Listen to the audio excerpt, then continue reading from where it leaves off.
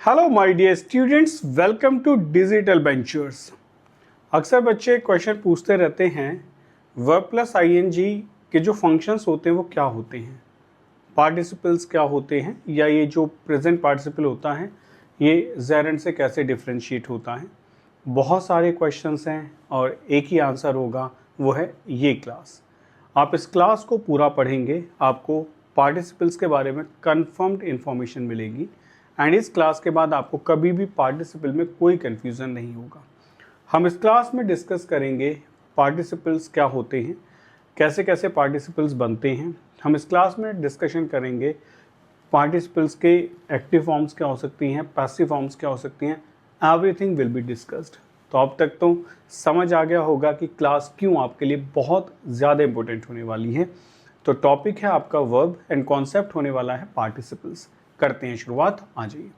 Participles आते कहाँ से हैं, तो थोड़ा सा फ्लैशबैक समझ लेते हैं। नॉन फाइनाइट जो वर्ब्स होती हैं, जो नॉन फाइनाइट वर्ब्स कौन सी होती हैं इसका जानना बहुत ज़रूरी है। नॉन फाइनाइट वर्ब्स के साथ में तीन चीज़ें होती हैं। पहली बात, इनका सब्जेक्ट से कोई रिलेशन नहीं होता। Don't have any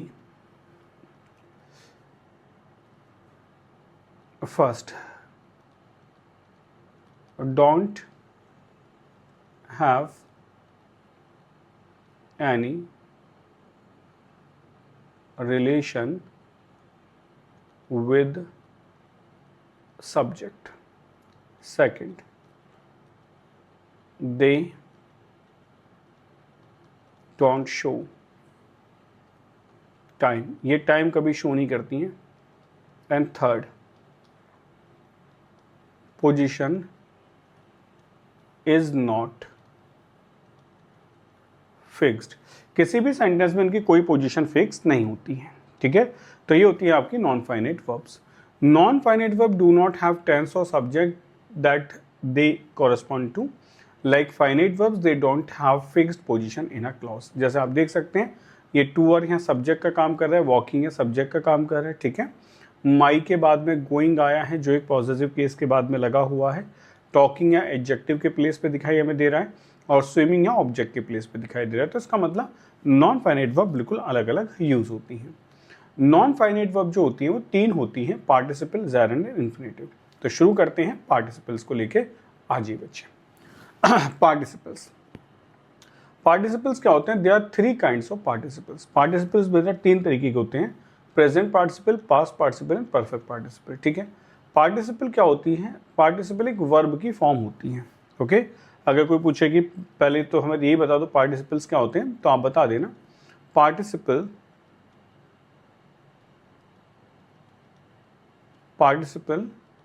is a verb form.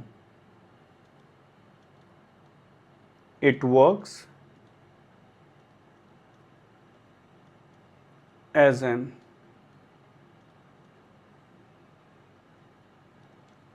action word and an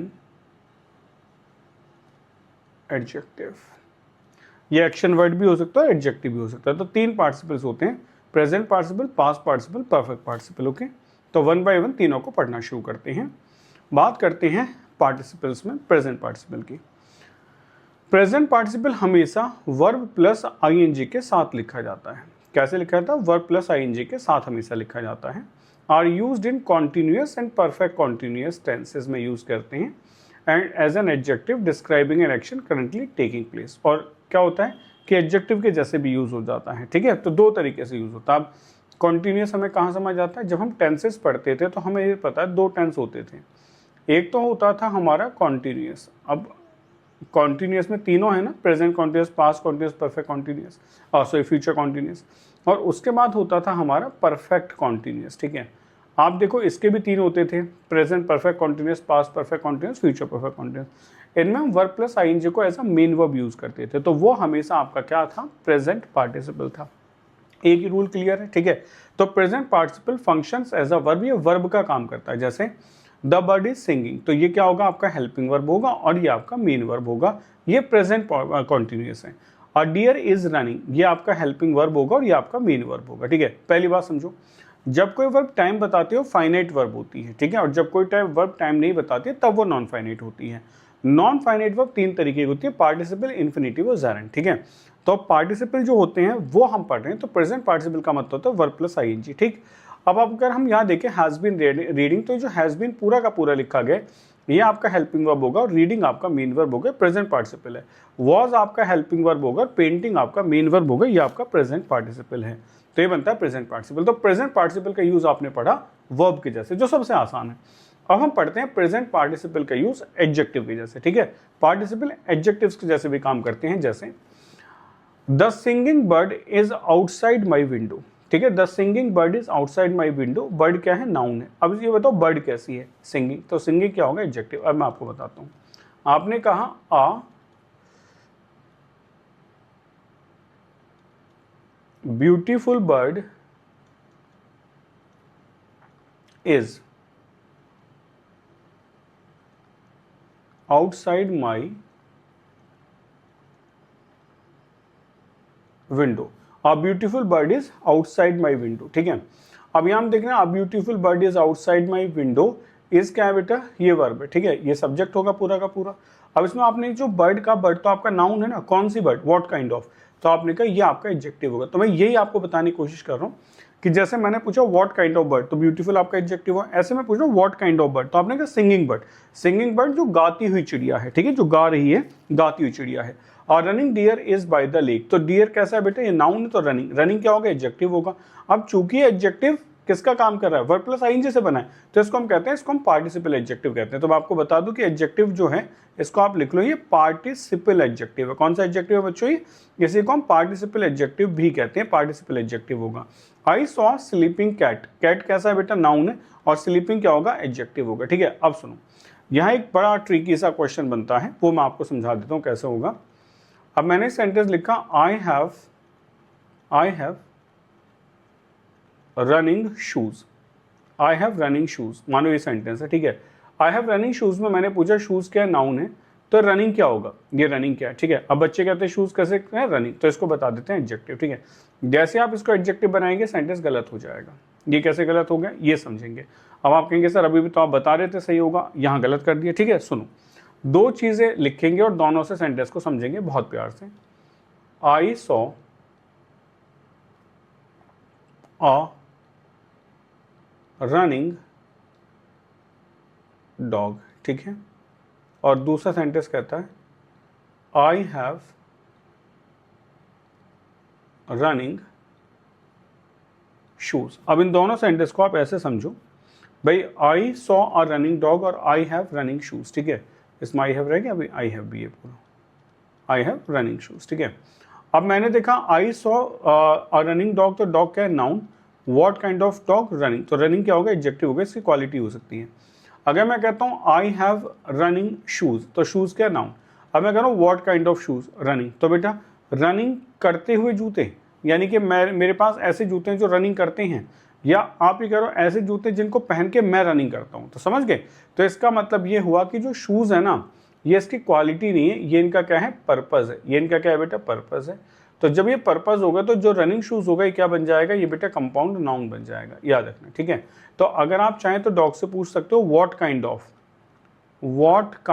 of, किस तरीके का डॉग, तो आंसर आ जाएगा कि दौड़ने वाला। ठीक है, दौड़ता हुआ, व्हाट काइंड ऑफ। लेकिन आई हैव रनिंग शूज का मतलब है, अगर आप इसको ओपन करें तो आप लिखेंगे shoes are used for running, और जब आप कह रहे हो shoes are used for running, तो फॉर के बाद जब रनिंग आ रहा है तो आपका क्या बता रहा है, ये आपका पर्पस बता रहा है। पर्पस क्या होगा, ये आपका नाउन होगा।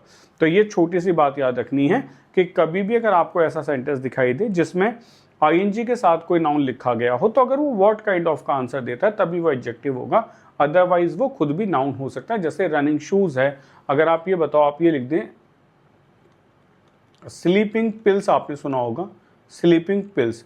अब ये बताओ, एक स्लीपिंग पिल्स है और एक आपका स्लीपिंग कैट्स है। ठीक है, अब इन दोनों में आपको अंतर समझ आ रहा है या नहीं समझ आ रहा है। स्लीपिंग कैट्स का मतलब है सोती हुई बिल्लियां, तो ये तो एडजेक्टिव हो गया, बिल्कुल सही है, कैसी बिल्ली। लेकिन स्लीपिंग पिल्स का मतलब ये थोड़ी हो जाएगा कि सोती हुई टैबलेट्स, टैबलेट्स नहीं सोती हैं, तो स्लीपिंग पिल्स का मतलब होता है pills are used for sleeping. इसका मतलब नीचे वाला एडजेक्टिव और ऊपर वाले क्या है, ऊपर वाला नाउन है। तो ये कभी कभी बच्चों को कंफ्यूजन होता है, तो ये मैं आपको बता रहा हूँ। Get the difference from here कि पर्पस बताया गया है या क्वालिटी पूछी गई है, क्योंकि adjective what kind of quality बताता है और नाउन हमेशा पर्पस बताता है। ठीक है, चलिए आगे बढ़ते हैं, नेक्स्ट आइए।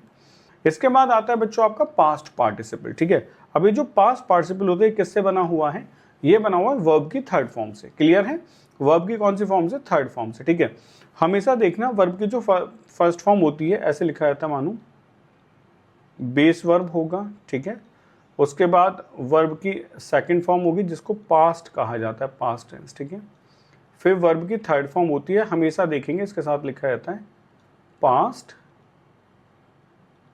पार्टिसिपल। ठीक है, और इसके बाद फिर आती है वर्ब के अंदर आईएनजी वाली फॉर्म, इसके साथ लिखा रहता है, आप देखना प्रेजेंट पार्टिसिपल, ऐसे लिखा रहता है। ठीक है, तो हम क्या पढ़ने वाले हैं, वर्ब की second third form past participle. Verb की सेकंड फॉर्म पास्ट टेंस होती है, वर्ब की थर्ड फॉर्म जो होती है पास्ट पार्टिसिपल होती है। कुछ बच्चे कहते हैं सर एक बार बताओ, जैसे गो है, ठीक है, मैं आपको सारी चीजें क्लियर करता चलूंगा। गो वेंट गॉन है, तो बच्चों का कहना ये होता है कि सर यहाँ तो मुझे पता चल जाता है कि which is the first form, which is the second form, third form. भाई गो हमेशा फर्स्ट फॉर्म होगा, वेंट हमेशा सेकंड होगा, गॉन हमेशा थर्ड फॉर्म होगा, पता चल गया। ठीक है, अब कुछ बच्चे मुझसे कहते हैं सर एक बार बताओ, प्ले है, सेकंड फॉर्म क्या है, प्लेड है, और थर्ड फॉर्म क्या है, प्लेड है। अब हमें कैसे पता चलेगा कि कहाँ तो सेकंड फॉर्म है, कहाँ थर्ड फॉर्म है। ठीक है, बहुत आसान है, सुनो। एक सेंटेंस लिखा, ही प्लेड फुटबॉल, ये कंफ्यूजन दूर होने बहुत जरूरी है बच्चों। और आपने कहा ही हैज प्लेड फुटबॉल, या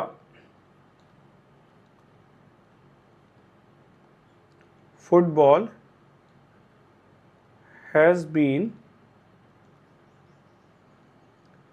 प्लेड बाई हिम। तीन सेंटेंस है। ठीक है, अब इन तीनों में देखो, जो प्लेड है एक अकेला है ना, यहाँ हैज के साथ प्लेड है और यहाँ हैज बीन के साथ प्लेड है। ठीक है, तो ये हैज क्या होगा, ये हेल्पिंग वर्ब होगा, और हैज बीन क्या होगा, हेल्पिंग वर्ब होगा।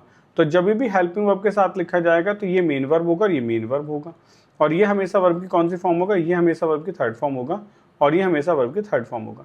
जब भी प्लेड अकेला लिखा जाएगा तो वर्ब के हमेशा सेकंड फॉर्म होगा। आसान है, बताओ कंफ्यूजन तो नहीं है।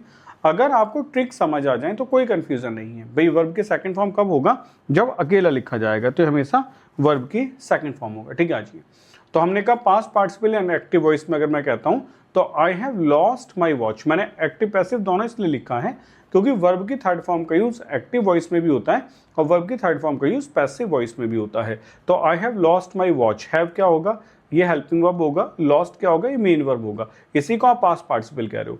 दे हैव पेंटेड, हैव क्या होगा, ये हेल्पिंग वर्ब होगा, पेंटेड क्या होगा, ये मेन वर्ब होगा, इसी को आप पास्ट पार्टिसिपल कह रहे हो।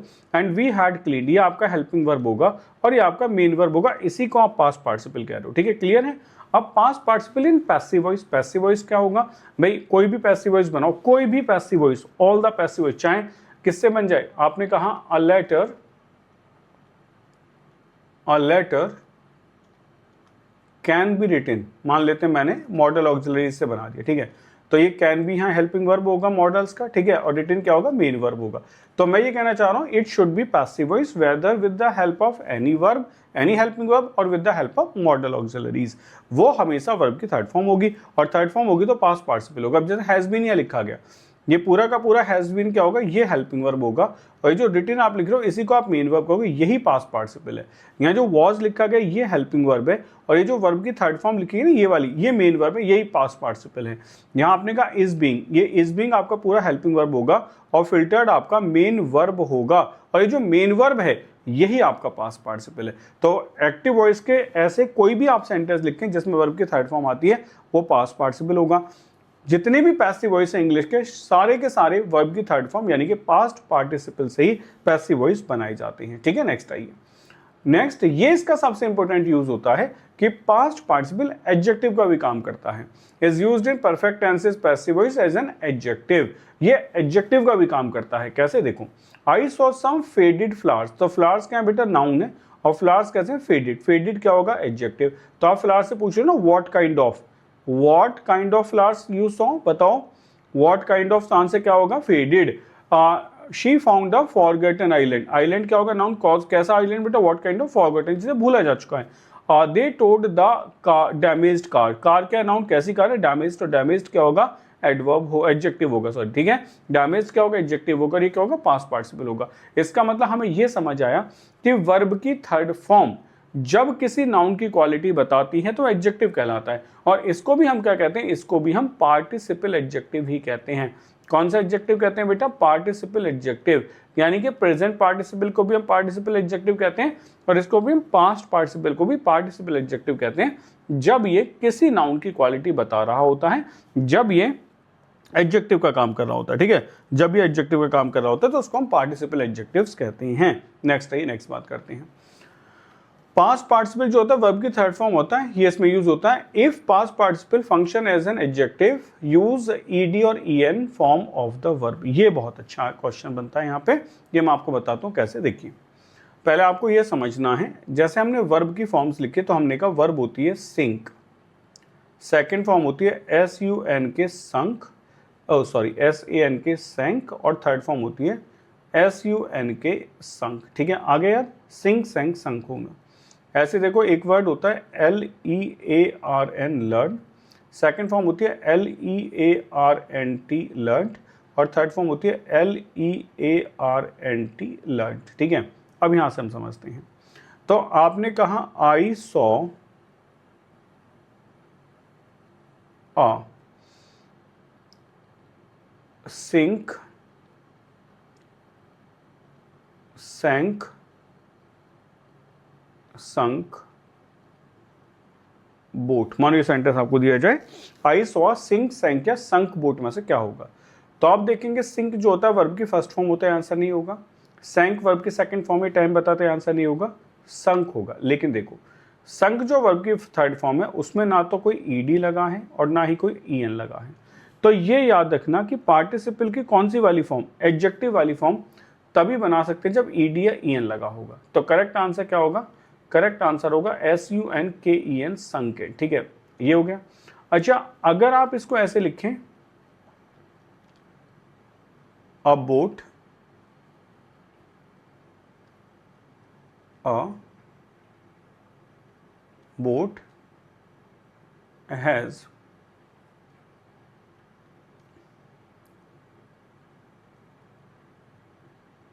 sank, sunk,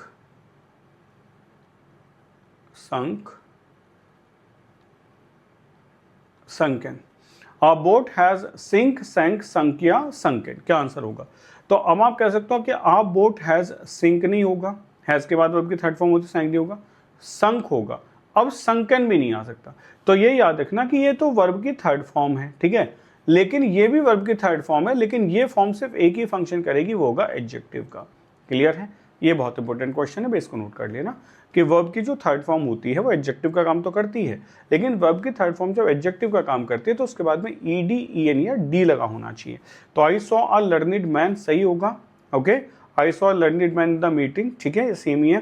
there was a case of sunken ferry होगा, ये सही है। There was a case of sunk ferry, ये गलत होगा, ये इनकरेक्ट होगा, ठीक है, ये इनकरेक्ट होगा। अब समझ आ रहा है, चलिए आगे बढ़ते हैं। नेक्स्ट हम बात करते हैं बेटा पार्टिसिपल्स में परफेक्ट पार्टिसिपल्स की, ठीक है। परफेक्ट पार्टिसिपल्स जो होते हैं पहले उसे सुन लो। परफेक्ट पार्टिसिपल जो होता है, परफेक्ट पार्टिसिपल जब आप इसको देखेंगे ना तो ये इक्वल्स टू होता है पास्ट परफेक्ट के। आप हमेशा देखना ये पास्ट परफेक्ट के जैसे होता है, यानी कि काम जो है पास्ट के पहले कहीं खत्म हो चुका होता है। Having got dressed, he slowly went downstairs. Having got dressed, he slowly went downstairs. ठीक है, अब आपने कहा having got dressed, he slowly went downstairs, तो मैं यहाँ देख रहा हूँ कि having got dressed पहले उसने ड्रेस पहनी, ठीक है। तो आप चाहो तो आप इस सेंटेंस को ऐसे भी तो लिख सकते थे, एक सेंटेंस हो सकता था, या एक साथ लिख देते after he had got dressed, या after he had dressed he slowly went downstairs, ठीक है। After he had dressed he slowly went downstairs, तो आप इसको ऐसे भी लिख सकते हैं और ऐसे भी लिख सकते हैं, ठीक है। तो having learn about the new technology she implemented it in her project, ठीक है। या having finished their training they will be fully qualified doctors, okay. तो आप ऐसे परफेक्ट पार्टिसिपल का यूज कर सकते हैं। परफेक्ट पार्टिसिपल एक्टिव वॉइस में भी यूज होता है और पैसिव वॉइस में भी यूज होता है। जैसे आपने कहा having been made redundant, our manager started looking for the new job, ठीक है। तो ये जो आर मैनेजर है, अगर किसी को नहीं समझ आ रहा है तो ऐसा करो, ये जो पार्टिसिपल बेटा इसका सब्जेक्ट भी तो ये होगा, तो ऐसे देखो लिख के, कैसे लिख के देखेंगे, आर मैनेजर, ठीक है ना, had been made redundant, हमारे मैनेजर को our manager had been made redundant, इसे रिडंडेंट बना दिया गया। Our manager started looking for a new job, ठीक है। Having been approved by the committee the proposal, तो the proposal having been approved by the committee, having been selected, ठीक है। तो कौन, Rohan having been selected, select होकर, तो किसी ने सेलेक्ट किया होगा। तो मैं ये समझा रहा हूँ, अब यहाँ पे सुनना पार्टिसिपल्स क्या होते हैं, एक बार फिर मैं रिवाइज करा दूँ। पार्टिसिपल्स मतलब सबसे पहले क्या होते हैं, तो आप लिखेंगे वर्ब की फॉर्म होती है, ठीक है, ये याद करेंगे। दो काम करती है, किस किस का, एक तो एक्शन वर्ड का काम करती है टेंसेस के अंदर, और दूसरा काम करती है एडजेक्टिव का। क्लियर हुआ, ठीक है। इससे अलग तीन पार्टिसिपल्स होते हैं, तीनों को आप लिख लेंगे, कौन कौन से होते हैं। सबसे पहले होता है आपका प्रेजेंट पार्टिसिपल, ठीक है, वर्ब प्लस आईएनजी के साथ लिखा जाता है। फिर होता है आपका पास्ट पार्टिसिपल, वर्ब की थर्ड फॉर्म से लिखा जाता है। और फिर होता है आपका परफेक्ट पार्टिसिपल, ठीक है, ये हैविंग प्लस वर्ब के थर्ड फॉर्म के साथ लिखा जाता है, हैविंग प्लस वर्ब के थर्ड फॉर्म के साथ लिखा जाता है, ठीक है। यहाँ एक ट्विस्ट है, जब ये एडजेक्टिव का काम करता है तो इसके बाद में ईडी या ईएन आना चाहिए, ये एक ट्विस्ट है यहाँ पे, ठीक है, ये याद रखना है। तो बच्चों ये था आपका पार्टिसिपल्स। आई होप आपको सभी पार्टिसिपल ठीक से समझ आए होंगे, present, past and perfect participles. ऐसे ही बेहतरीन से कॉन्सेप्ट के साथ मिलते हैं नेक्स्ट क्लास में। Till then take care, bye bye, जय हिंद।